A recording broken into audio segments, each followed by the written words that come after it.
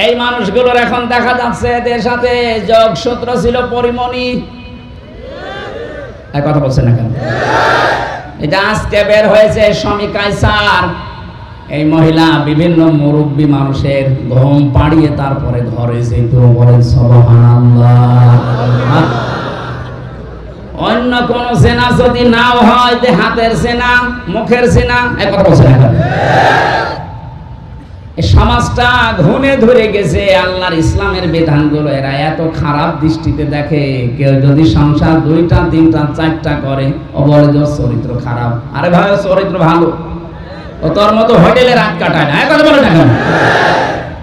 এখন সেগুলো ধরা পড়ছে। আপনি একটার চরিত্র দেখান তো যে এটার ভালো। আমি কোরআন শরীফ সামনে নিয়ে বলছি, একটারও যদি বলতে পারেন যে না এইটা অন্তত ভালো আছে, দরবেশ, এ তো আরো খারাপ।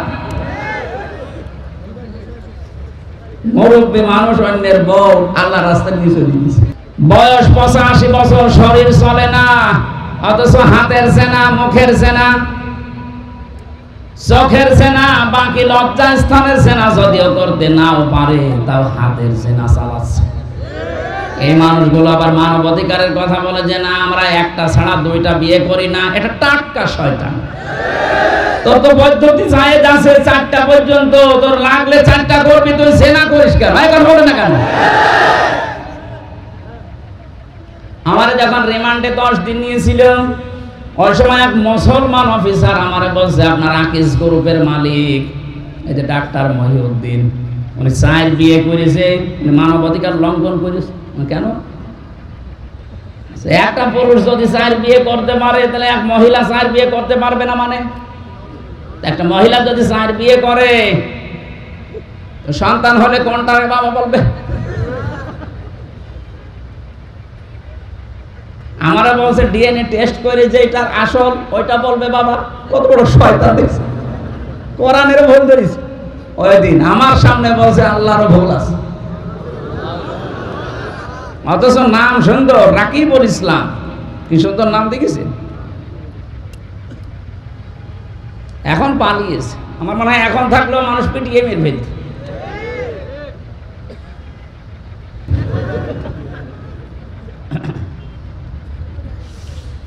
টাঙ্গাইলবাসী সেনা যারা করে তাদের শাস্তি হবে 1টা না 2টা? আরো জোরে বলেন। এই মহিলা কিন্তু জেনা করে বলেছিল, হে নবী আপনাকে আমি মুক্ত করেন আমাকে, আমি ডবল শাস্তি পেতে চাই না, কারণ আমি কোরআন নিজে জানি, কিন্তু যৌবনের তাড়নায় করে ফেলেছি। নবী এবার বললেন ঠিক আছে, জেনা করার পর কি গর্ভবতী হয়েছে? বলে হ্যাঁ। না, এখনই বিচার করা যাবে না, তোমার অপরাধ আছে, কিন্তু পেটে যেটা আছে ওর তো অপরাধ নেই। আমি বিনা অপরাধে কাউকে শাস্তি দিতে পারি না। যাও, এটা খালাস হওয়ার পরে আসবা। মেয়েটা যখন এসেছে ডাক দিয়ে বললেন এখনো বিচার হবে না, কারণ এই বাচ্চাটা 2 বছর দুধ পান করবে, এটা তার হক। এবার বলেন তো, দুধ পান করার দায়িত্ব মায়ের না বাবার? আপনি আন্দাজে বলেন। এখানে আলেম বসেনি? হ্যাঁ, আলেমরা বলেন তো, দুধ পান করাবে মা না বাবা? হ্যাঁ, না। এবার কোরআন বলছে, আমি আলেমদেরকে আপনি দেখবেন,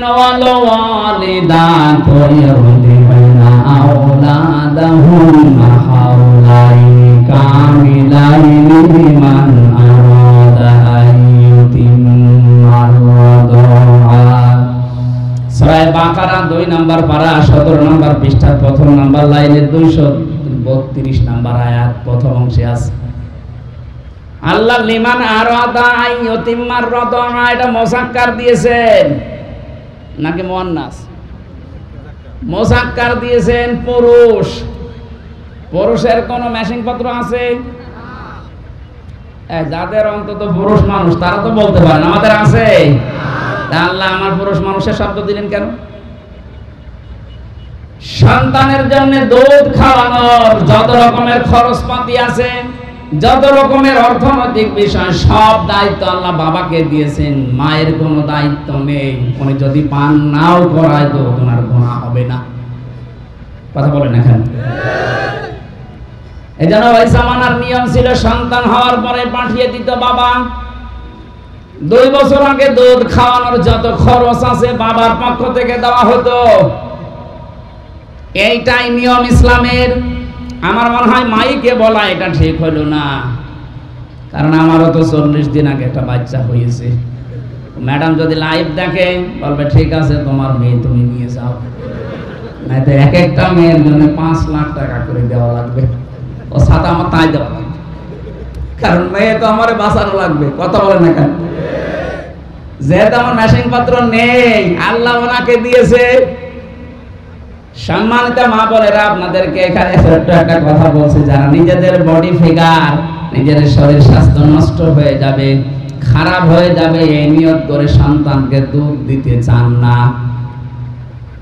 কোন জিনিস এক জায়গায় রাখলে, জমাট বাঁধলে কিন্তু ওটা নষ্ট হয়ে যায়। পানি এক জায়গায় রাখবেন, দেখবেন পছন্দ ধরে। যত পানি ছেড়ে দেবেন দেখবেন স্বচ্ছ নির্মল পানি আসতে থাকবে। আর এক জায়গায় রাখেন, দেখেন 10 দিন পরে পছন্দ ধরে যাবে, নষ্ট হয়ে যাবে, পোকামাকড় তৈরি হবে। পৃথিবীর কোন জিনিস এক জায়গায় রাখলেই নষ্ট হয়। এই লোহা লক্কড় এক জায়গায় রাখেন, মরিচা ধরবে, জং ধরে যাবে, শেষে ক্ষয় হতে হতে মাটি হয়ে যাবে। কথা বলেন? ক্ষমতা এক জায়গায় রাখা ঠিক না, এটা নষ্ট হয়ে যায়। 15.5 বছরে তাই হয়েছে। আমি অত দূর আর যেতে চাচ্ছি না। মাকে আল্লাহ যে খাবারটা দিয়েছেন তাদের বুকের উপর, এটা যদি আপনি সন্তানকে না দিয়ে এক জায়গায় করে রাখেন, এইটাও নষ্ট হয়ে যাবে, শেষ পর্যন্ত ক্যান্সার হবে, কেটে বাদ দেওয়া লাগবে। যাক, আমার বিষয় ওইটা না, আমি শুধু একটা টাচ দিলাম। মায়েরা যদি দুধ পান না করায় গোনাহ হবে না, দায়িত্ব আল্লাহ বাবাকে দিয়েছেন। আপনি টাকা খরচ করে করবেন না, মানুষ দেখে করবেন, এটা আপনার দায়িত্ব। নবীজি বললেন এই দুধটা যেহেতু ওর বাবা, আপনি বলতে পারছেন না কে ওর বাবা, আর যে বাবার নাম বলবেন ও বাবা তো দায়িত্ব নেবে না, কারণ সন্তানটা জারজ। কথা বলেন না কেন? নবীজি এই জন্য বলেছিলেন 2 বছর অন্তত দুধ খাওয়াও, এবং শক্ত খাবার খাওয়া শিখলে আমার কাছে নিয়ে আসো। 2 বছর পরে রুটি দিয়ে বলছে, হে রাসূল এই দেখেন খাওয়া শিখে গেছে। ছেলেটাকে নিয়ে নবীজি একজন সাহাবীকে বললেন, এই যে তোমার দায়িত্ব দিয়ে দিলাম, নাও, মেয়েটাকে মাটির ভেতরে গেড়ে দাও। পাথর মারা আরম্ভ হয়ে গেল। হযরত খালিদ ইবনে ওয়ালিদ বলেন, এত জোরে একটা পাথর মারলাম, থিমকি দিয়ে রক্ত আমার শরীরে এসে টাচ করেছে। আমি বরদোয়া দিলাম, ভর্ৎসনা দিলাম, ভোরকঞ্চিত করলাম, সি কার রক্ত আমার শরীরে লেগে গেছে। নবীজির কানে কথা যাওয়ার সঙ্গে সঙ্গে বিশ্বনবী বললেন, থামো, এই কথা বলবা না। তুমি নবী না, আমি নবী। আমি যা দেখতে পাই তুমি তা দেখতে পাও না, আর আমি যা জানি তুমি তা জানো না। এই মহিলার যে তাওবা, এই মহিলার যে অনুশোচনা এবং এই গুনাহ মাফ করার যে পদ্ধতিও দুনিয়ায় দেখিয়ে গেল, এরকম কোন জালেম যদি পৃথিবীতে এইভাবে তাওবা করতে পারে, আল্লাহ তাকেও মাফ করে দেবেন। আমি কি বোঝালাম এই ঘটনা থেকে? শুধু সুবহানাল্লাহ, আলহামদুলিল্লাহ, আল্লাহু আকবার, নাউজুবিল্লাহ পড়া না। এই এদিকে তাকান। এই 15.5 বছর যারা জুলুম, নির্যাতন, অত্যাচার করেছেন, আপনি তো আল্লাহর সাথে কিছু করেননি, করেছেন জনগণের সাথে, সৃষ্টি জগতের সাথে। এক কথা বলেন না কেন? যে গাছগুলো কাটার কথা ছিল না, আপনি ক্ষমতা পেয়ে গাছগুলো কেটেছেন। এরকম গাছ দেশে নেই। ওই মহিলাকে নবীজি কিন্তু প্রথমেই বলতে পারতেন, যা হয়েছে হয়েছে, আস্তাগফিরুল্লাহ পড়ে নাও, পারতেন না? বলেন না কেন? বলেছিলেন না। মানে তিনবার এসে যখন বলেছে আমি মুক্ত হতে চাই, এই গুনার শাস্তি যেহেতু ডবল কোরআন ঘোষণা দিচ্ছে, সুতরাং আমি কিয়ামতের দিন পরিত্রাণ পেতে চাই, হে নবী আপনি আমাকে পরিষ্কার করেন। নবীজি পরিষ্কার যেভাবে করেছিলেন, হে বাংলার মানুষেরা, এই 15.5 বছরে যারা জুলুম করেছো মানুষের উপরে, তোমাদেরকেও আমরা পরিষ্কার করতে চাই। শুধু আস্তাগফিরুল্লাহ হবে না, আপনার জন্য হাজারো মানুষের 15 বছর ঘরে থাকতে পারে নাই। হাজার হাজার মিথ্যা মামলা নিয়ে কেউ গাছতলায়, কেউ বাঁশতলায়, কেউ ধানের জমিতে রাত কাটিয়েছে। আপনি গমের সাথে, খুনের সাথে, আয়না ঘরের সাথে আপনি জড়িত, মিথ্যা মামলা নিজে দিতেন, নিজেই ছাড়িয়ে নিয়ে আসতেন, মাঝখান থেকে ওর পরিবারের কাছে 8-10 লাখ টাকা নিয়ে নিতেন। এরকম ব্যবসা দেশে ছিল না? এই কথা বলে না কেন? এই ব্যবসাগুলো যারা করে কোটি কোটি টাকার মালিক হয়ে গেলেন, এখন আপনি আল্লাহর কাছে বললেন আস্তাগফিরুল্লাহ। আল্লাহ কি পাগল হয়ে গেছে? আপনি তো ক্ষতি করলেন হামসার, আমার প্রায় 30 থেকে 32 লাখ টাকা এই 3.5 বছরে গেছে।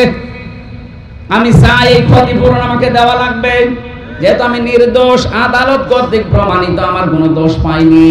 তাহলে 32 লাখ টাকা আমার মামলার আয়ু থেকে শুরু করে যারা জড়িত ছিল সবার কাছে আমার দাবি। এবং 3টা বছর আপনি ফাঁসির কন্টেন্ট ছেড়ে আমাকে রেখেছেন, আমিও চাই 3 বছর আপনি থাকবেন। কথা বলেন না কেন? 10 দিন আপনি রিমান্ডে থাকবেন ওই মাটির নিচে।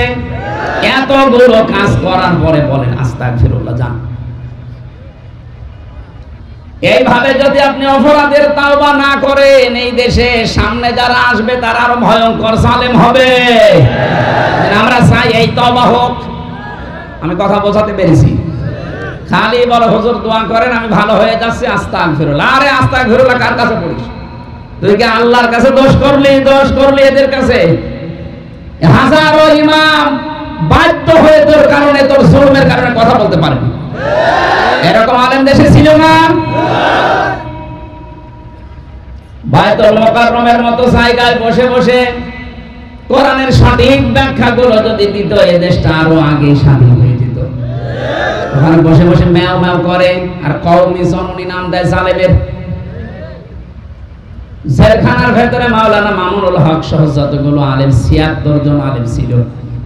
আমরা মাঝে মাঝে বলতো এ করলো কি, এর বাবা তো ভালো ছিল, আর এই জালেমাকে একটা নৌকা পাওয়ার জন্য কওমি জননী দিয়ে দিল। নাউজুবিল্লাহ। যার হাতে দেশের হাজার হাজার মানুষ সেই 6 সালের অক্টোবর থেকে শুরু করে 6 সালের 28শে অক্টোবর থেকে শুরু করে 24 আগস্টের 5 তারিখ পর্যন্ত হাজার হাজার মানুষ হত্যার রক্ত যার হাতে লেগে আছে, আর তাকে আপনি কওমি জননী উপাধি দিয়ে দিলেন। আপনি মানুষ, আপনি দিয়েছিলেন এই কারণে যে আপনি যেন নৌকা মার্কা পান। কথা বলে না কেন? কোন কারণে আপনি এই মার্কা নিয়ে দাঁড়াতে গেলেন? আপনি যদি কুকুর মার্কায় দাঁড়াতেন তাও পাস করত। এই মার্কাটা আল্লাহ এত নিকৃষ্ট করে দিয়েছে, এখন যদি কেউ মুখ ফুটে বলে আমি নৌকার লোক, ওর পিটিয়ে মেরে ফেলবে মানুষ। শুধু টাঙ্গাইলে না, সারা দেশে একই অবস্থা। আমার 630টা থানায় মাহফিল নেওয়া আছে সারা বাংলাদেশে, প্রায় জায়গায় তো এখন যাচ্ছে, যেখানে যায় ওই নাম যদি কেউ বলে আগে গালি দেয়। জালেমদেরকে আল্লাহ বলেন আমি নিজে ঘৃণিত করে দেই। জালেমদের উপরে ঘৃণা জন্মায় কে? পুরা সৃষ্টি জগতের ভেতরে তাদের প্রতি রাগ তৈরি হয় আল্লাহর পক্ষ থেকে। এটা আমি বানালাম। সূরা শুরার 42 নম্বর আয়াতে আছে ইন্নামাস সাবিলু আলাল্লাযিনা ইয়াজলিমুনান নাস। আল্লাহ পাক বলেন অবশ্যই আমি আল্লাহ নিজে মামলা দেব জালেমদের বিরুদ্ধে। আল্লাহর মামলার আসামি জালেমরা, তাহলে আল্লাহর সৃষ্টি জগৎ তাদের উপরে মন খারাপ করবে না? কথা বলুন। এই জন্যই তো মানুষ জালেমদেরকে দেখতে পারে না, সে যেই হোক। ইয়াসিদ জালেম ছিল, অথচ নামটা ভালো, আল্লাহ তার প্রতি ঘৃণা তৈরি করে দিয়েছে মানুষের। চেঙ্গিস খান, কেউ কি শুনেছেন যে তার ছেলের নাম চেঙ্গিস খান রাখে? হিটলার, এক কথা বলছেন না? আপনি কত ইহুদির সাথে মিলেছি বাইরের দেশে, এই যে সিঙ্গাপুরে, মালয়েশিয়া, থাইল্যান্ডে বিভিন্ন দেশ ঘুরলাম, কত ইহুদির সাথে আমি গাড়িতে চড়েছি, ট্রেনে, বাসে, কোনো মানুষের নাম হিটলার আমি শুনিনি, ইয়াসিদের নাম আমি শুনিনি, চেঙ্গিস খানের নাম আমি শুনিনি। অথচ নামগুলো তো খারাপ না। চেঙ্গিস খান কেউ রাখে? কারণ জালেমদের প্রতি ঘৃণা তৈরি করে দেয় কে? আরো জোরে। রমজানে সৌদিতে ছিলাম, মক্কা থেকে বদরের ময়দানে যাবার সময় একটা গাড়ি ভাড়া করলাম, যে ড্রাইভার মদিনায় বাড়ি ওনার, আমারে বলছে হাজিউল হুজ্জা তাই না বিলাতুকা, ও হাজি দেশ কোথায়? জি তুমি বাংলাদেশ। আমি বাংলাদেশ থেকে এসেছি। আমার বলছে হারামি। কি বলেন আপনি? বলছে তোমাকে বলি না, তোমার দেশের যে দায়িত্ব আছে ওটা একটা হারামি। ওটা ঠিক আছে। আমারে বলছেন আপনি?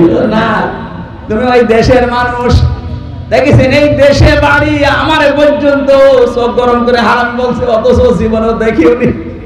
খালি মোবাইলে ইউটিউবে কর্মকাণ্ড গুলো একটু দেখে।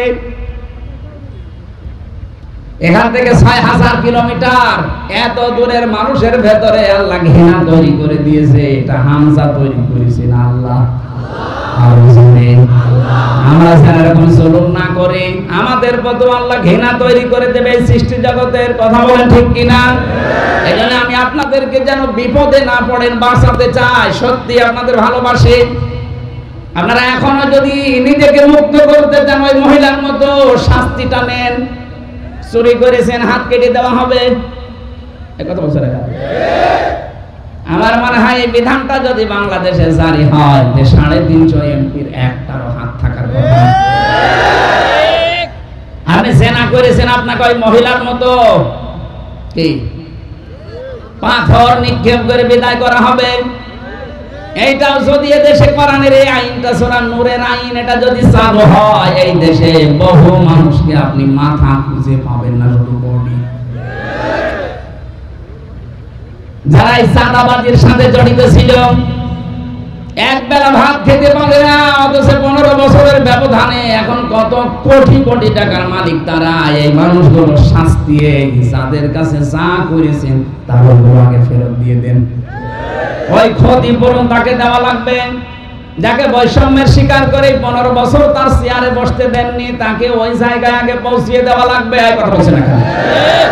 কয়েকদিন আগে আমি এক এসপি অফিসে গিয়েছিলাম, আমি নাম নিলাম না। উনি আমারে বলছিলেন 15.5 বছর আমি বৈষম্যের শিকার ছিলাম, 5 তারিখের পর থেকে আমার এই দায়িত্বটা দিয়েছে। তাহলে এরকম বহু মানুষ যারা বৈষম্যের শিকার হয়ে জুলুমের শিকার হয়েছিলেন, তাদের ওই ক্ষতিপূরণগুলো আগে পোষান, তারপরে বলেন আস্তাগফিরুল্লাহ। নয়তো আপনার আস্তাগফিরুল্লাহ হবে ওই ওসির মতো, রাতের বেলা ভোট কাটে আর ভোরবেলা বলে আস্তাগফিরুল্লাহ। আল্লাহ আমাদেরকে বাঁচান। আল্লাহ বলেন আমি জুলুম করি না, যতটুকু অপরাধ করবা অতটুকুর জন্য আমি আল্লাহ তোমার শাস্তি দেব, সওয়াব গুনাহ দেব, কিন্তু তুমি জুলুম করবো না। আজকের তেলাওয়াত কিন্তু আয়াত একটা পরিচিত। আমার মনে হয় এখানে অধিকাংশ যারা একামতের দিন এই শব্দের সাথে পরিচিত, এই আয়াত তারা জানেন। কিন্তু এর ভেতরে এমন গুরুত্বপূর্ণ কিছু তথ্য আছে, আমরা আবিষ্কার করার চেষ্টা চালাবো ইনশাআল্লাহ। আমাদের কষ্ট হচ্ছে, এখনো ছোট হুজুর আছে, আসতেছে, জবান খুলে কোরআনের আয়াত পড়ে না। আউযু বিল্লাহি মিনাশ শাইতানির রাজিম। বিসমিল্লাহির রহমানির রহিম।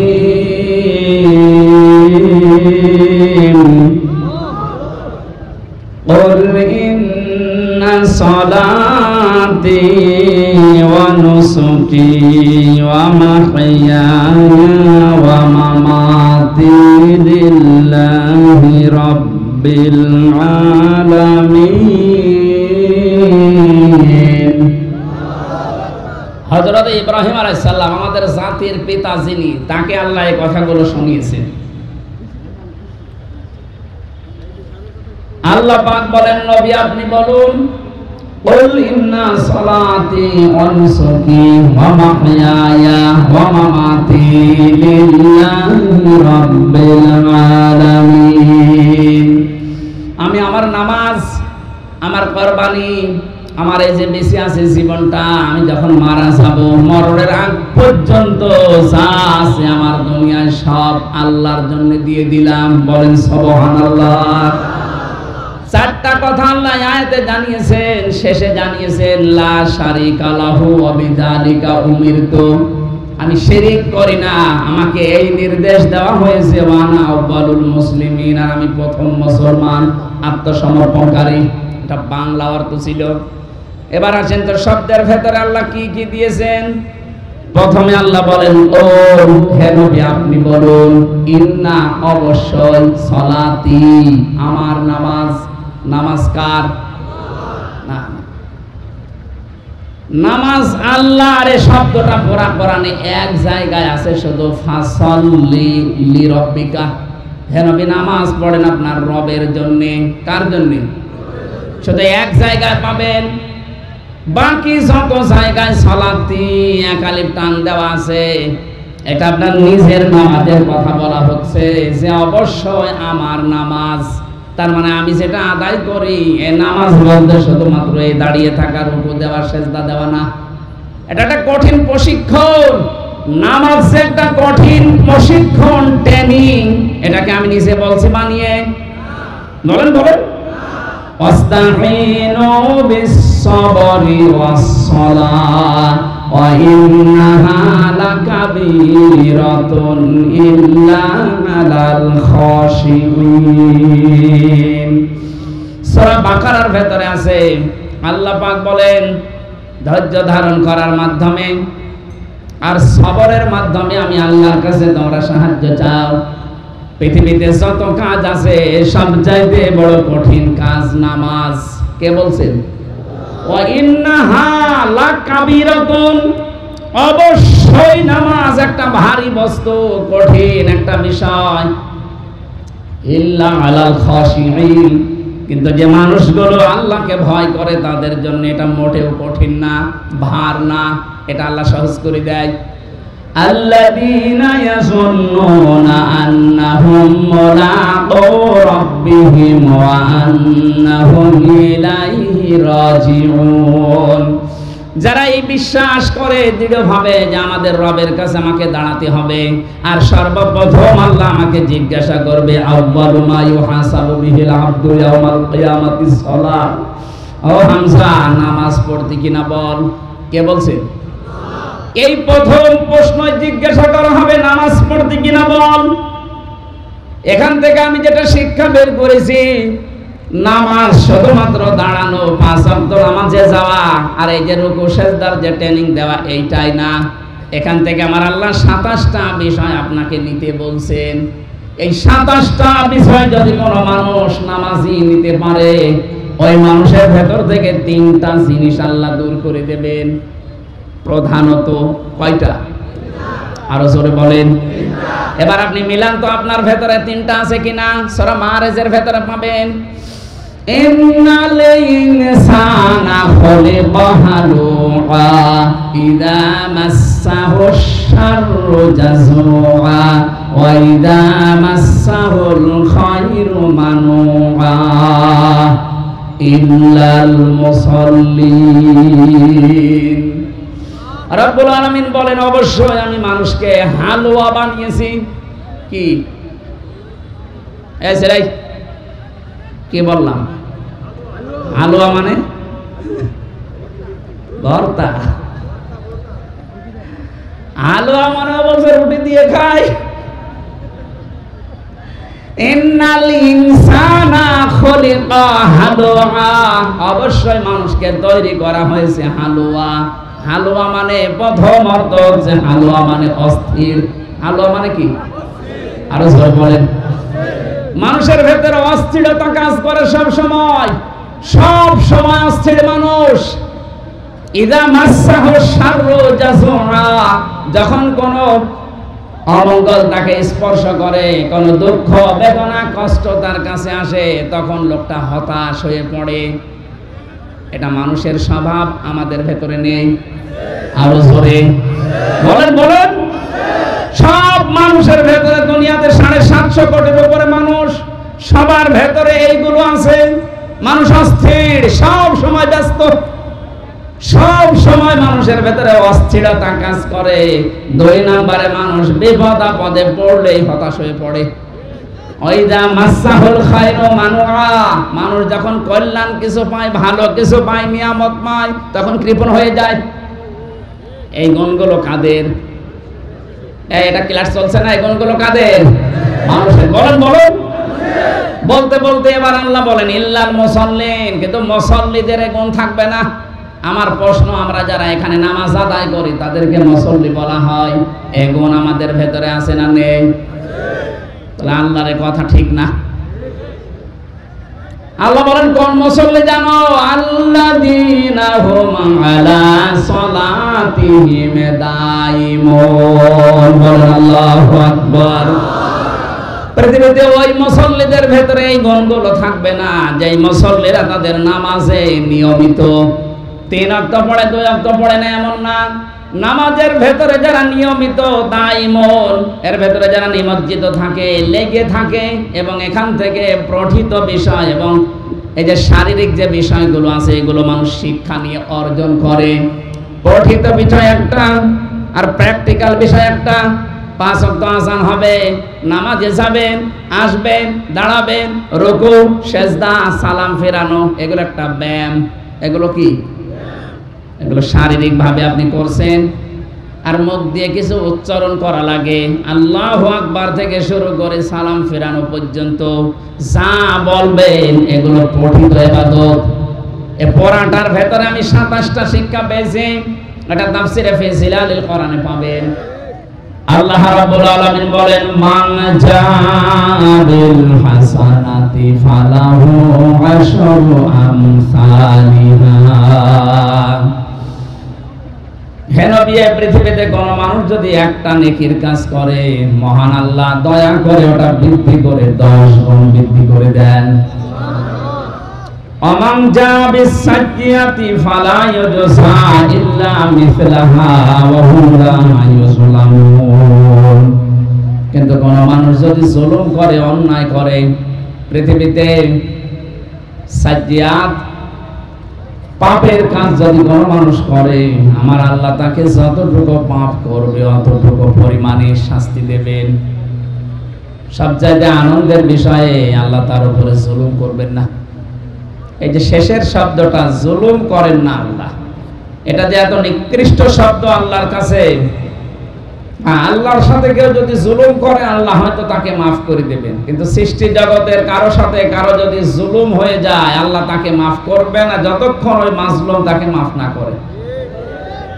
আমার কথা ক্লিয়ার তো? না না, ক্লিয়ার হয়নি। আপনি আল্লাহর বিভিন্ন অধিকার নষ্ট করেছেন। আপনি বান্দা হিসাবে আল্লাহর অনেকগুলো অধিকার আল্লাহ আপনার কাছে পায়। যেমন আপনাকে উল্লেখ করার মতো কিছু ছিল না, সেখান থেকে আজ আপনাকে ওয়াহিদুজ্জামান বানিয়েছি। এটা আপনার বাবা বানিয়েছে। হ্যাঁ বলেন বলেন। হাল আতা আলাল ইনসানি হাইনুম মিনাদ দাহরি লাম ইয়াকুন শাইআম মাযকুরা। হে ওয়াহিদুজ্জামান, তোমার জীবনে এমন একটা সময় ছিল যখন উল্লেখ করব এরকম কিছু বিষয় তুমি ছিলে না। কে বলছেন? সেখান থেকে আজ এই চেয়ারে বসে আছি আমি।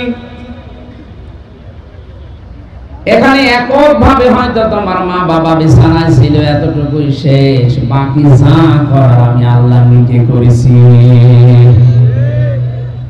এখানে তোমার প্রতি আমার অনেকগুলো দাবি আছে। আমি তোমাকে বানানোর কারণে আমার প্রতি তোমার যেমন দাবি আছে, সে দাবিগুলো আমি ওই যে বীর্য থেকে শুরু করে এ পর্যন্ত সবই দিয়েছি। তুমি কথা বলতে পারতে না, আমি আল্লাহ এটা শিখিয়েছি। বিজ্ঞান এখন জানিয়েছে যে মানুষ কথা বলে, এক একটা কথা তৈরি হতে 27টা ধাক্কা লাগে। এই কণ্ঠে, এই কণ্ঠের ভেতরে 27টা স্তর আছে। এতগুলো ধাক্কা তৈরি হওয়ার পর একটা কথা আপনি বের করতে পারেন। কোরআন আর হাদিস জানিয়েছে প্রত্যেকটি স্তরে আল্লাহ একজন ফেরেশতা বসিয়ে রেখেছে আপনার এই কথা তৈরি করার জন্য। মেশিনের ভেতরে যদি আপনি গম দেন, 3-4টা স্তর পার হওয়ার পরে আটা বের হয়। আল্লাহ বলেন এই যে কণ্ঠের কয়েক ইঞ্চি জায়গা, এখান থেকে কথা তৈরি হতে 27টা স্তর পার করে একটা কথা বের হয়। কাউকে যদি আল্লাহ কথা বন্ধ করে দেয়, তাম দুনিয়ার সব ডাক্তার মিলে আপনার কথা বের করতে পারবে না, কারণ এটার মানুষের দায়িত্বে নেই, এটা আল্লাহ নিজের দায়িত্বে রেখেছেন আর এটা পালন করাচ্ছেন আল্লাহ ফেরেশতাদেরকে দিয়ে। এই জন্য মানুষ যদি একটু নাড়াচাড়া দেয় বিবেককে, একটু যদি কাছে লাগাতে চেষ্টা করে, ওর দুনিয়ার দিকে তাকানো লাগবে না, ওর নিজের দিকে তাকালে হেদায়েত পেয়ে যাবে। আমরা বহুবার বলেছি, মানুষকে বানাতে আল্লাহ যে নিজের পক্ষ থেকে 5টা জিনিস দান করেছিলেন: শ্রবণ শক্তি, দর্শন শক্তি, বাক শক্তি, আকেল শক্তি আর ঘ্রাণ শক্তি। এর ভেতরে বাক শক্তি এ শব্দটা আছে না? বলেন বলেন, এটা ক্লাস চলছে, ছাত্রের মতো জবাব দেবে। বাক শক্তি দিয়ে মানুষ কি করে? কথা বলে। বলেন না কেন? এইটা আল্লাহ নিজে দিয়েছেন, কেউ দেয়নি। তাফসীরের ভেতরে পড়েছি হাক্কানিতে, এখানে অনেক আলেম আছে, তাদেরকে বলছি আপনি একটু চিন্তা করে দেখেন, এই যে 27টা স্তর, প্রতি জায়গায় একজন করে ফেরেশতা বসে আছে, এর কথা ওর কাছে, ওর কথা ওর কাছে, এভাবে দিতে দিতে 27 নম্বরের জায়গা দিয়ে একটা কথা তৈরি হয়। একটা ফেরেশতা যদি ওখানে বসা অবস্থায় দায়িত্ব সঠিকভাবে পালন না করে, কোরআন আর হাদিসের বর্ণনা আপনি কথা শুদ্ধভাবে বলতে পারবেন না, গাগো শব্দ হবে। আর বিজ্ঞানের থিওরি হচ্ছে আপনার কথাগুলো মুখ দিয়ে আসবেই না। পাগল যেমন করে আপনি ওরকম করবেন। যে কথা এটা তৈরি হওয়ার জন্য যিনি দায়িত্ব পালন করাচ্ছেন ফেরেশতাদেরকে, বলেন বলেন, আল্লাহ বলেন এই যে কথা থেকে শুরু করে তোর শরীরে যত অর্গান দিয়েছি, যত সম্পদ দিয়েছি, এক একটা মানুষের শরীরে যত সম্পদ আছে, যত যদি কিছুই না পায়, একটা একটা করে যদি বিক্রি করতে থাকে, কত টাকার মালিক নিজে জানেন। যিনি বসে আছে আমাদের প্রধান অতিথি, ওনাকে আল্লাহ সম্পদ দিয়েছে মনে করেন, যদি বলা হয় ভাই 2টা চোখ দিয়ে দেন, এই যে প্রতিষ্ঠানের মালিক আপনি, এরকম 5টা প্রতিষ্ঠান দিয়ে দেবে? বলেন তো, 2টা চোখ দিতে রাজি না? দর্শন শক্তির কথা বলছিলাম, আল্লাহ নিজে দিয়েছেন এইটা। এই জন্য উনি যদি কাউকে নষ্ট করে দেয় জন্মের পর থেকে, তামাম দুনিয়ার ডাক্তার মিলেও আপনাকে দেখাতে পারবে না।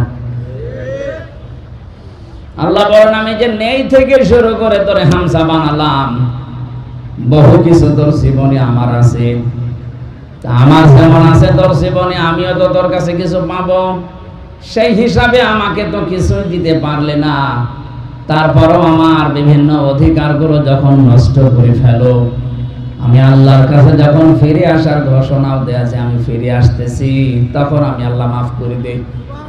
কিন্তু আমার সৃষ্টি যারা এই পৃথিবীর, আমরা 18,000 মাখলুকাত বলি, তার চাইতেও বেশি আছে। এই সৃষ্টির কারো সাথে যদি তোমার জুলুম হয়ে যায়, যতক্ষণ ওই মাজলুম তোমাকে মাফ না করবে, ততক্ষণ তোমার ক্ষমা নেই। এই বিষয়টা আজকে আমি ক্লিয়ার করব যতটুকু সময় লাগে। এই বাংলাদেশে যেহেতু এটা এখন বেশি চলছে, এই 15.5 বছর আপনারা যারা জুলুম আর অত্যাচার, নির্যাতন, গুম খুন, মানুষের অধিকার নষ্ট করা, আয়না ঘরের সাথে যারা জড়িত ছিলেন, এটা যে ছিলেন এটা প্রমাণ হয়ে গেছে না? এখন যদি আপনি বলেন আস্তাগফিরুল্লাহ, আপনার মাফ হবে না? আরে ভাই, আপনি তো আল্লাহর কাছে অপরাধ করেননি, আপনি অপরাধ করেছেন হামজার কাছে। এটা আমি 3টা বছর জেলে ছিলাম, আপনি কি আল্লাহর কাছে অপরাধ করবেন না আমার কাছে? কয়েকদিন আগে আমার মামলা সব খারিজ হয়ে গেছে, আদালত কর্তৃক প্রমাণিত যে আমার কোনো দোষ নেই, আমি নির্দোষ। তাহলে নির্দোষ মানুষকে বিনা কারণে আপনি 3টা বছর ওই ফাঁসির কন্ডেম সেলের ভেতরে রেখে দিলেন, এটা জুলুম। আরেকটু আসতে, এই জুলুমের সাথে আমার মামলার আয়ু থেকে শুরু করে যারা টপ টু বটম জড়িত, প্রত্যেকেই জালেম। জুলুম যারা করে তারা কি? ইমাম আহমদ ইবনে হাম্বল রাহমাতুল্লাহ আলাইহি উনি জেলে ছিলেন, ওনাকে প্রতিদিন 32টা করে চাবুক মারা হতো।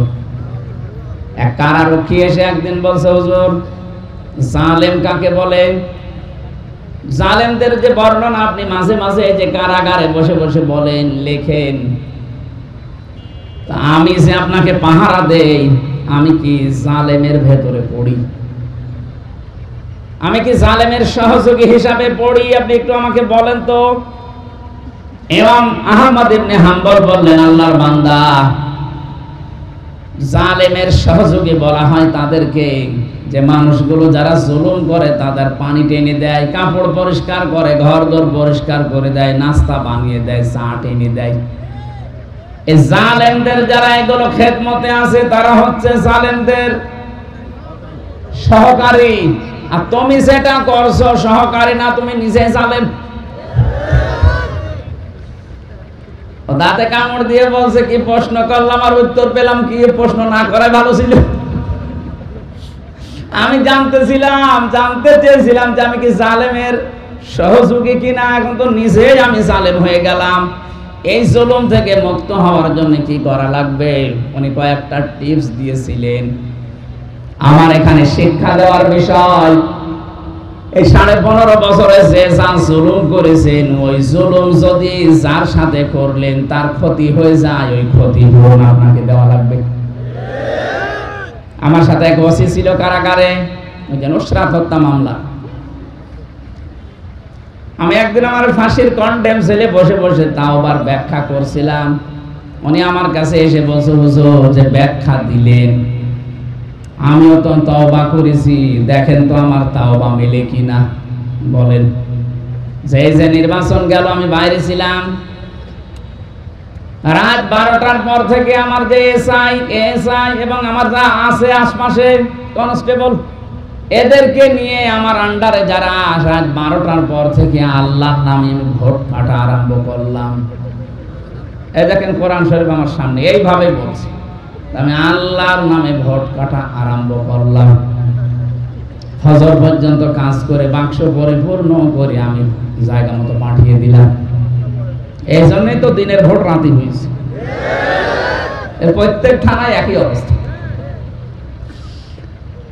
ফজরের আজান দেওয়ার পরে গোসল করলাম তাড়াতাড়ি, ওযু করার পরে 2 রাকাত নামাজ আদায় করে বললাম আস্তাগফিরুল্লাহ। হুজুর আমার এই তাওবা হয়েছে। আর না, তাওবা হয়নি, এটা ভণ্ডামি। আরে ভাই, আপনি তো আল্লাহর কাছে দোষ করেননি যে আস্তাগফিরুল্লাহ পড়বেন, আপনি দোষ করেছেন হামজার কাছে। একটা এমপি বানাতে 3.5 লাখ 4 লাখ মানুষের রায় লাগে, আর আপনি নিজেই সব দিয়ে দিলেন।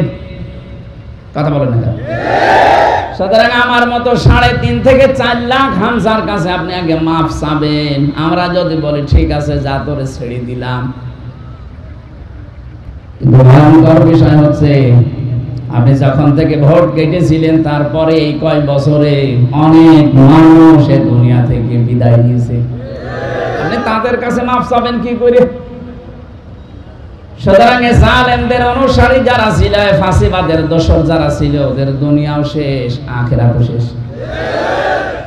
একটা উপায় আছে, বলবো, আপনি আবার অন্যদিকে নিয়েন। কিছু মানুষের বুদ্ধি শুধু উল্টা কাজ করে মনে করে যে হ্যাঁ খুব ভালোই লাগছে, বিপদে যখন পড়বেন তখন টের পাবেন। এক লোক এরকম উল্টা বোঝা, আমি একটা ঘটনা পড়েছিলাম, চিন্তা করছে সারা জীবন মোটর সাইকেল চালায়, জামা এভাবে গায়ে দেয়, বাতাস লাগে বুকে, এমন কায়দায় জামা গায়ে দেবো যেন বাতাস বুকে না লাগে। জামার সামনের সাইড দিয়েছে পেছনে। এত জোরে মোটর সাইকেল, শেষ পর্যন্ত অ্যাক্সিডেন্ট করে মসজিদের পাশে পড়ে আছে। মুসল্লিরা ফজরের পরে বের হয়ে বলছে, কি গো অ্যাক্সিডেন্ট করে ভদ্রলোক পড়ে আছে, তাড়াতাড়ি পানি নিয়ে আসেন। মসজিদের ইমাম বের হয়ে বলছে, কি বলো, দেখো এর অবস্থা, পানি কোন জায়গায় দিবা, এর মাথা তো পেছনে চলে গেছে। এরা যদি বাঁচাতে চাও তো তাড়াতাড়ি আগে মাথা ঘুরে সামনে নিয়ে আসো। 3-4 জন মিলে বা এতক্ষণ যদি নড়াচড়া ছিল, এখন আর বাঁচবে? আপনি সব জিনিস উল্টা বছর করার কারণে। এবার যেটা বলছে এটা হাদিস থেকে, এখানে যারা রেকর্ড করছে সারা দুনিয়ায় এটা ছড়াবে, বিশেষ করে সারা বাংলাদেশে কালকে চলে যাবে। আমার সামনে এখন এই 20,000 মানুষ না, আমার সামনে এখন 18 কোটি মানুষ। সবাইকে খুব ভালোবাসা নিয়ে বলছি, মায়া মহব্বত নিয়ে বলছি। আপনি আশা করি আপনি শুনবেন, তাহলে আপনি দুনিয়াও সফল হতে পারবেন, আখিরাতেও মুক্তি পাবেন। যারা অপরাধ করেন, জুলুম বিশেষ করে, এটা করার পরে যদি আপনি শুধু আস্তাগফিরুল্লাহ পড়েন হবে না কেন? এক সাহাবী এসেছে, মহিলা ডাক দিয়ে বলে, হে রাসূল, আমি জিনা করে ফেলেছি যৌবনের তাড়নায়, আপনি আমার উপরে বিচার করেন, আমাকে মুক্ত করেন অপরাধ থেকে, আমি পরিত্রাণ চাই। নবীজি বললেন, ঠিক আছে, গোপন কথা কাউকে বলবা না, বাড়ি চলে যাও। মেয়েটি আবার সামনে গিয়ে বলে, না, আপনি বিচার করেন, আমি মুক্ত হতে চাই। কারণ পৃথিবীতে 3টা অপরাধের শাস্তি আল্লাহ ডবল ডবল করে দেবে। কয়টা? আরো জোরে আরেকবার বলেন। সূরা ফুরকান 19 নাম্বার পারা 4 নাম্বার পৃষ্ঠার 14 নাম্বার লাইনের 78 নাম্বার কি 68 নাম্বার আয়াতের প্রথম অংশে আছে, ওয়াল্লাযীনা লা ইয়াদউনা মা'আল্লাহি ইলাহান আখারা ওয়ালা ইয়াকতুলুনান নাফসাল্লাতী হারামাল্লাহু ইল্লা বিল হক ওয়ালা ইয়াজনুন।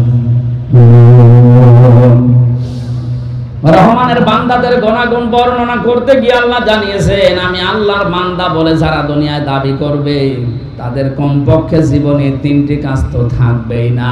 আমি আল্লাহকে তারা ডাকবে, কিন্তু আমার পাশাপাশি অন্য কাউকে তারা ডাকবে না।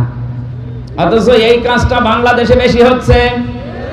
এই যে মা'আল্লাহ, আল্লাহর সাথে ইলাহান আখারা, অন্য কাউকে যে ডাকে, আল্লাহ বলেন, আল্লাযীনা লা ইয়াদউনা, তোমরা ডাকবা না মা'আল্লাহ, আল্লাহর সাথে ইলাহান আখারা, অন্য কাউকে। আপনি দেখেন তো দেশের বহু জায়গায় আজ আল্লাহর নামে কিছুক্ষণ স্মরণ করে, জিকির করে, এরপরে আপনি এমন এমন শব্দ শুনবেন, ইয়া আলী বাবা, শাহ আলী বাবা, পাগলা বাবা, কেল্লা বাবা। তার মানে আল্লাহকে ডাকার পাশাপাশি অন্য কাউকে ডাকলেন, আপনি শিরিক করছেন। আপনি বুঝে করেন আর না বুঝে করেন, এদেশে নেই। এগুলোর মূল হোতা যারা, আপনি মানুষকে জাহান্নামে নিয়ে যাচ্ছেন, নিজেও যাচ্ছেন, জাতিকে নিয়ে যাচ্ছেন। আমি সতর্ক করার জন্য বলছি, আজকে থেকে আপনি থামবেন। আল্লাহর সাথে অন্য কাউকে ডাকা জায়েজ নেই। কথা বলেন এখন। আল্লাহর নামের বাদ দিয়ে অন্য কাউকে যারা ডাকে, সূরা আরাফ 180 নাম্বার আয়াতের মাঝের অংশে আছে, আল্লাহ রাব্বুল আলামিন বলেন, লিল্লাহিল আসমাউল হুসনা ফাদউহু বিহা ওয়া যারুল্লাযীনা ইউলহিদুনা ফি আসমাই। এই যে ইলহাদ, আলেম যারা আছে তারা বুঝবেন, যারা আল্লাহর সাথে ইলহাদ করে, উল্টা পাল্টা করে, আল্লাহর নামকে রং ঢং দেয়, কিছুক্ষণ লা ইলাহা ইল্লাল্লাহ, এরপরে ইল্লাল্লাহ, এরপরে হু হু, এরপরে অন্য কিছু যোগ করে। কোরআনে কারীমের নির্দেশ অনুযায়ী এগুলো প্রকাশ্য নিষেধ। আশা করছি আপনি জীবনে আর এই কাজ করবেন না, তাহলে ডবল শাস্তি পাবেন। এর পরের শব্দে আল্লাহ ডবল শাস্তির কথা নিজে জানিয়েছেন,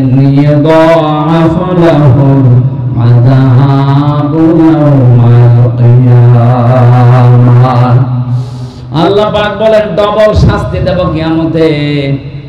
আজকে থেকে সিদ্ধান্ত নেওয়া যায় না, বলেন আল্লাহর সাথে আমরা আর কাউকে ডাকতে পারি না, সে বাবা হোক, চাচা হোক, কথা বলেন এখন, যত বড় আল্লাহর ওলি দাবি করুক, পীর সাহেব হোক, খাজা বাবা হোক না, আল্লাহ ছাড়া আমি কাউকে ডাকতে পারি না জিকির হিসাবে।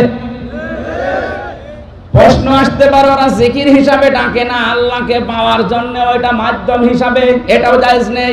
সূরা জুমার লিউকাররিবুনা ইলাল্লাহি যুলফা, আল্লাহ পাক বলেন, নবী ওদেরকে যদি জিজ্ঞাসা করো যে দেবতাদেরকে ডাকো কেন, ওরা বলবে না এদের ডাকি না, এদের মাধ্যমে আমরা আল্লাহর কাছে যেতে চাই।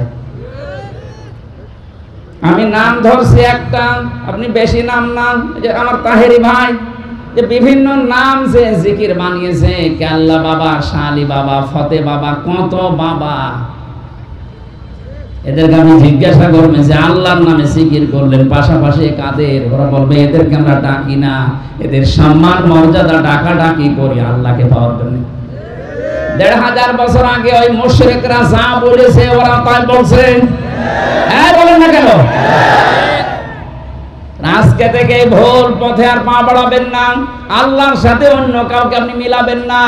মনে শান্তি পেতে চান, আল্লাযীনা আমানু ওয়া তাতমাইন্নু কুলুবুহুম বিযিকরিল্লাহ, আলা বিযিকরিল্লাহি তাতমাইন্নুল কুলুব। সূরার ভেতরে আল্লাহ জানিয়েছেন যাদের ঈমান আছে তাদের অন্তরে শান্তি আসবে শুধুমাত্র আল্লাহর নামে। মুসল্লি যদি এই ২৭টা শিক্ষা নিয়ে তার প্র্যাকটিক্যাল লাইফে মিলাতে পারে, এই আয়াতের হক তার জীবনে আদায় হয়, সে যেন বলতে পারে কুল ইন্না সলাতি, আমার নামাজ। এগুলো যদি নিতে না পারেন কিয়ামত পর্যন্ত নামাজ পড়ে যাবেন, আমার নামাজ বলতে পারবেন না। এগুলো যারা বলতে পারে তাদের নামাজের দিকে তাকান, তাদের ভেতরে বিপদে পড়লে আপনি হতাশা পাবেন না, নিয়ামত পেলে তারা কৃপণ হয়ে যাবে না। ওই মানুষগুলো কোনো অস্থিরতা কাজ করে না, আমি নিজে তাদের সাথে থেকে দেখেছি। এই মানুষগুলো মুসল্লি এবং স্থায়ী মুসল্লি। আমরা ওই রকম নামাজ পড়তে চাই, আল্লাহর কোরআনে বর্ণিত যে নামাজ আল্লাহ দিয়েছেন, আমরা যদি সত্যি আস্তে আস্তে প্র্যাকটিস করি এই নামাজের, আল্লাহ আমাদেরকে ওই রকম মানের নামাজি বানিয়ে দেবেন। বলেন আমিন। দ্বিতীয় শব্দ ছিল নুসুকি, আমার নুসুক, আমার কুরবানি। তাফসিরে আমি নুসুক শব্দের 3টা অর্থ পেয়েছি। 1 নম্বরে নুসুক মানে কুরবানি করা, রক্ত প্রবাহ করা। 2 নম্বরে নুসুক মানে হজের কাজকর্ম। 3 নম্বরে নুসুক মানে ইবাদত বন্দেগী। এই 3টা বিষয় আপনি আল্লাহর জন্য দিয়ে দিলেন। 3 নম্বরে মানুষ বলছে ও মাহইয়া, আমার সে হায়াত, এই যে 60, 65, 80, 90 বছরের একটা হায়াত, হে আল্লাহ আমি যখনই তোমাকে এই কথার ঘোষণা দিয়েছি যে ও মাহইয়া, আমার হায়াত আমি দিয়ে দিয়েছি, এখন থেকে মন মতো আমার 1 সেকেন্ডও কোনো জায়গায় ব্যয় হবে না। জোরে বলুন সুবহানাল্লাহ। এইভাবে করে যদি জীবন কেউ চালাতে পারে। 4 নম্বরটা ও মামাতি, আমার যে মরণ আসবে, এই মরণের আগ পর্যন্ত আমার এই সারা জীবনের এই 33 বছর হামজার বয়স, এই 33 বছরটাই আমি পবিত্র পরিষ্কার করে তোমাকে দেখাবো। এই জন্য যখন ফেরেশতারা আসবে, জালেম যারা মারা যায় তাদের সামনে, আল্লাহ কোরআনে কারিমে সূরা নাহলের ভেতরে তুলে ধরেছেন, আল্লাযীনা তাতাওয়াফাহুমুল মালাইকাতু যালিমি আনফুসিহিম ফাআলকাউস সালামা মা কুন্না না'মালু মিন সু বালা ইন্নাল্লাহা আলীমুম বিমা কুনতুম তা'মালুন ফাদখুলু আবওয়াবা জাহান্নামা খালিদিনা ফিহা ফালাবিসা মাসওয়াল মুতাকাব্বিরিন। আল্লাহু আকবার। আল্লাহ বলেন মালাইকা ফেরেশতারা যখন আসবে, একজনের নাম দেননি মালাকুন না, মালাইকা ফেরেশতারা আসবে বহু বছর। জালেমদের সামনে যখন ফেরেশতারা আসবে, এ মানুষগুলো তখন নিজেদের অপকর্মের কথাটা তুলে ধরবে। যখন ফেরেশতারা এই যে দেখ, এটা দেখার পরে তখন থেকে তারা আফসোস শুরু হবে। আল্লাহ রাব্বুল আলামিন এটা তো বেঈমান যারা, জালেম যারা, তাদের এই দুঃখের বর্ণনা দিচ্ছিলেন। যেখানেই কোরআনে পেয়েছি দুঃখের কথা, তারপরেই পেয়েছি আশার কথা। এবার আমরা যারা টোটাফাটা একটু হালকা পাতলা মুমিন, ঈমান আমাদের একটু আছে, তাদেরকে আল্লাহ একটা সুসংবাদ দিচ্ছেন, আল্লাযীনা তাতাওয়াফাহুমুল মালাইকাতু তাইয়্যিবিনা ইয়াকুলুনা সালামুন আলাইকুম উদখুলুল জান্নাতা বিমা কুনতুম তা'মালুন। কোন মানুষ যখন মুমিন হয়ে মারা যেতে পারে, তাইয়্যিবিনের অর্থ আমি তাফসিরে পেয়েছি, তাইয়্যিবিন মানে শুধু পবিত্র না, শুধু নিজের শরীরকে পবিত্র করা, নিজের পোশাককে পবিত্র করে না, নিজের চিন্তা চেতনা আকীদা বিশ্বাস এবং নিজের খাবার দুনিয়ায় বেঁচে থাকতে যা অবলম্বন লাগে সবগুলো আপনাকে পবিত্র করা লাগবে। আমার কথার অর্থ বোঝেননি? ফেরেশতারা যখন আসবে বলবে বান্দা তোমার তো সবই দেখছি পবিত্র, কারণ তোমার আমলনামা যে 60 বছর 70 বছর যারা লিখেছে কিরামান কাতিবিন এরা আমাদের কাছে দেখো দিয়েছে, পড়াটা আমরা পড়ে দেখলাম এর ভেতর কোনো নাপাক প্রবেশ করেনি। সুবহানাল্লাহ বলতে পারো? তোমার যৌবনটা মনে হচ্ছে পবিত্র, এ যৌবনে তুমি যা যা করেছিলে কোনো নাপাক পথে পা বাড়াওনি। ও টাঙ্গাইল বাসী এবার নিজের সাথে আয়াতটা মিলান তো। এখন যদি আপনার ডাক চলে আসে মরণের, যেটা ফেরেশতারা দেখবে, এ কথা কি বলতে পারবে হামজা তোমার জীবনটা পুরা দেখলাম এটা পরিষ্কার আছে পবিত্র আছে? তাইয়্যিবিনা মানে শুধুমাত্র পোশাক পবিত্র না, শুধুমাত্র শরীর পবিত্র না, তোমার সব পবিত্র হওয়া লাগবে। তোমার চিন্তা চেতনাও, তুমি দুনিয়াতে কি কি করেছিল ওই কাজগুলো পবিত্র হওয়া লাগবে। তোমার কর্মজীবনটাও পবিত্র হওয়া লাগবে। একটু যদি বিবেকটা খাটাতে পারতাম, আমার মনে হয় এই আয়াতটা আমাদেরকে নাজাতের জন্য আল্লাহ যথেষ্ট করে দিত। ওই মানের চিন্তা আমাদের ভেতরতে নেই। আমাদের যখন গরু মার্কা চিন্তা শুধু খায় আর পায়খানা করে। একটু চিন্তা করেছেন যে আল্লাহ পবিত্র ফেরেশতাদের হাতে এটা তুলে দেবে, আমি যদি পবিত্র না হই ফেরেশতারা এটা নেবে না, আমার ওটা নেবে নাপাক ফেরেশতা। সিজ্জিনের যারা আছে ইল্লিনের তারা নেবে না। আমার এখনই পরিবর্তনের দরকার, 10 বছর পরে না, 20 বছর পরে না, এখনই। কখন? যখন আপনার মরণ চলে আসবে ওই সময় যে মামাতে মরণটা আসার সঙ্গে সঙ্গে ফেরেশতারা ওটা পড়বে আর বলবে মারহাবা সালামুন আলাইকুম উদখুলুল জান্নাহ, শান্তি তোমার উপরে প্রবেশ করো আল্লাহর বানানো জান্নাতে। এমন একটা দরজা আপনার জন্য খুলে দেবে। তাফসীরে পড়েছি একটা দরজা না ৭০,০০০ দরজা আপনার জন্য একটা একটা করে আল্লাহ খুলবে। যেখানেই দেখবে সৌন্দর্য বিউটিফুল দেখে মনে করবে এইটাই মনে হয় আসল জায়গা, বসে পড়বে। ফেরেশতারা বলবে আল্লাহর বান্দা ওঠো, এটা না, চলতে থাকো। হাত্তা ইযা জাউহা ওয়া ফুতিহাত আবওয়াবুহা ওয়া ক্বালা লাহুম খাযানাতুহা সালামুন আলাইকুম তিবতুম ফাদখুলুহা খালিদিন। এখান থেকে আমি জেলে যাওয়ার পরে আয়াতটা একটু ক্লিয়ার হয়েছে আমার কাছে। এর আগে আমি পড়েছিলাম কিন্তু বুঝি নাই। আল্লাহ এর আগে যে কথাগুলো জাহান্নামের বর্ণনা দিচ্ছিলেন, হাত্তা ইযা জাউহা ফুতিহাত আবওয়াবুহা ওয়া ক্বালা লাহুম খাযানাতুহা আলাম ইয়াতিকুম রাসূলুম মিনকুম, এটা জাহান্নামের আয়াত। জাহান্নামের কথা বলতে গিয়ে আল্লাহ দরজার কাছে সেই বাবের বহুবচন আবওয়াব দেওয়ার সঙ্গে সঙ্গে আল্লাহ খুলে রেখেছি এ কথা বলেন নাই। জাহান্নামের কথা বলতে গিয়ে আল্লাহ বলেন জাহান্নামের দরজা সব সময় ব্লক করা থাকে, বন্ধ করা থাকে।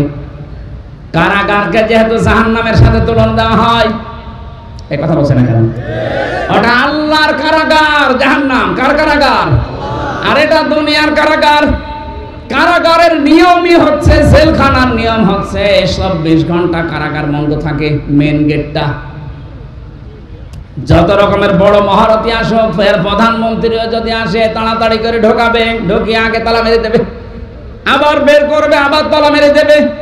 এইটাই কারাগারের নিয়ম। কিন্তু জান্নাতের দরজার কথা বলতে গিয়ে আল্লাহ মাঝখানে একটা ওয়া দিয়েছেন, হাত্তা ইযা জাউহা ওয়া ফুতিহাত আবওয়াবুহা ওয়া ক্বাল, জান্নাতের দরজা বন্ধ থাকবে না, জান্নাতের দরজা তুমি যাওয়ার আগেই খোলা থাকবে। ফেরেশতারা ফুল নিয়ে মালা নিয়ে বলবে সালামুন আলাইকুম তিবতুম ফাদখুলুহা খালিদিন, শান্তি বর্ষিত হোক, চলতে থাকো আল্লাহর জান্নাতে, প্রবেশ করো, চিরদিনের জন্য এখানে থাকো, কেউ তোমাকে বাধা দেবে না। জোরে বলেন সুবহানাল্লাহ।